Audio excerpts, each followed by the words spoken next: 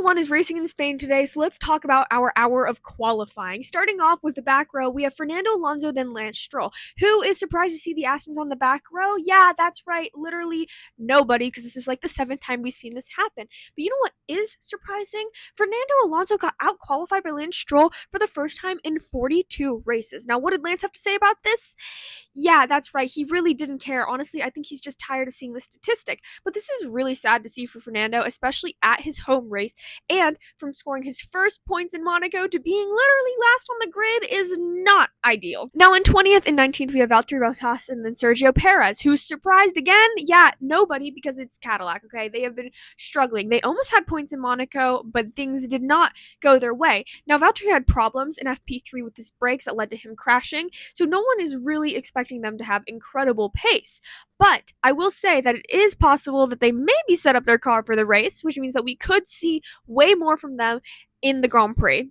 Now in 18th we have Alex Albon, who had car problems in FP1, who was surprised again. Literally nobody. We have had no surprises so far. You know why? Because that Mercedes engine in the back of Alex's car has been struggling since literally Australia. It is so bad for him. And yes, he didn't actually miss out on track time that he would have had because Luke Browning was supposed to be in that car, but it has seemed like he has spent the entire weekend really struggling. He says that he does not understand what is happening with his car. The handling's bad, the pace is bad, they literally can't do anything. So P18, yeah, I'm not surprised. And in 17th, we have Esteban Ocon. Haas is another team that has really been struggling. The car's balance is so off that it is making it incredibly difficult to drive, and it is not responding the way that they would have expected.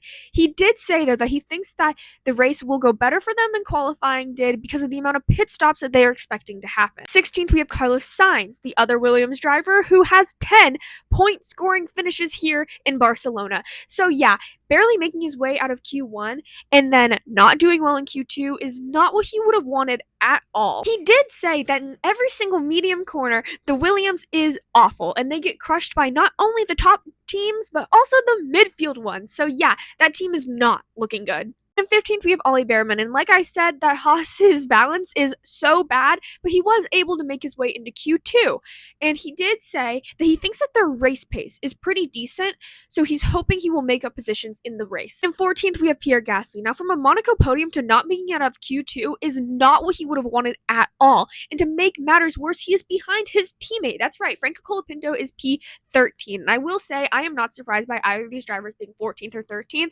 because the Alpine has not looked that great, but obviously have not looked the worst out there, so this is pretty much where I would have expected them to finish. Now in 12th we have Gabriel Bortoleto, who will be disappointed not to make his way into Q3 because that Audi has been so quick all weekend, but honestly, P12 is not bad at all for the Brazilian driver. And in 11th, we have Arvid Lindblad, who was a surprise to me, okay? And it might not be for the reasons that you think. I thought that he would make his way into Q3 and do better than a P11, because if you didn't know, he is a race winner around here in Formula 3 and Formula 2. Plus, in all the free practice sessions, he has been so quick. He has been, for the most part, faster than Liam. But for him, he did not have any deployment out of turn 1, which kind of ruined his entire lap, and he was not able to improve and get himself into Q3. Starting our Q3 drivers, we have Charles Leclerc, who actually did not get a lap in because he crashed his car.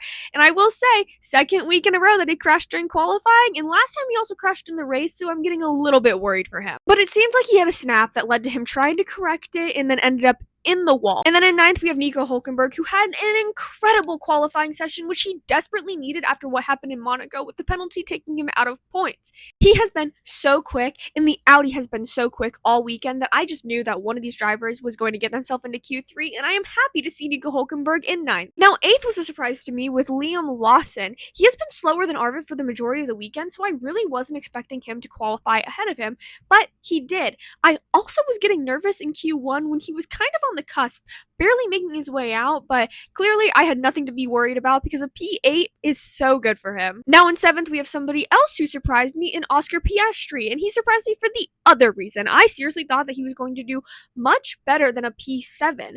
He was very quick in Sector 1 and 2, and then his Sector 3 was honestly atrocious.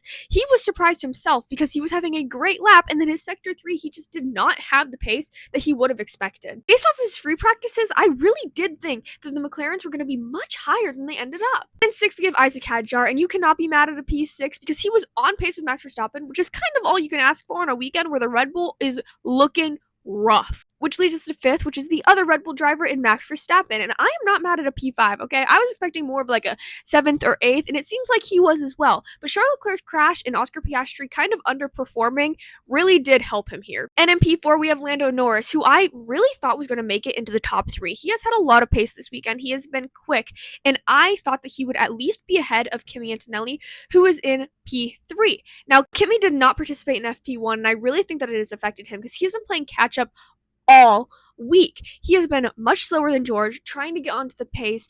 So honestly, I really wasn't expecting him to be even on the front two rows, but he brought it out. And that brings us to the front row with P2 being Lewis Hamilton. Now, this is his first front row start with Ferrari. Very, very exciting. And honestly, I did not expect him to be on the front row. Now, he's been quick all week, but he has not been on the pace of George or even the McLarens. So I really was expecting him to be behind them, but no. From Q1, it became abundantly clear that he was fast and could even fight for pole. And fight for pole he did because he finished only hundredths behind P1 on pole position, George Russell, who was surprised. Yeah, absolutely nobody. He has been on another tier all weekend. So incredibly quick. This, I really do think, could be his redemption drive. In the race, I expect things to really shake up because the tire deg is so high here that we are going to see at least 2 pit stops from every single driver, which means that strategy will really come into effect. And I'm hoping you'll see many, many overtakes on track and in the pit lane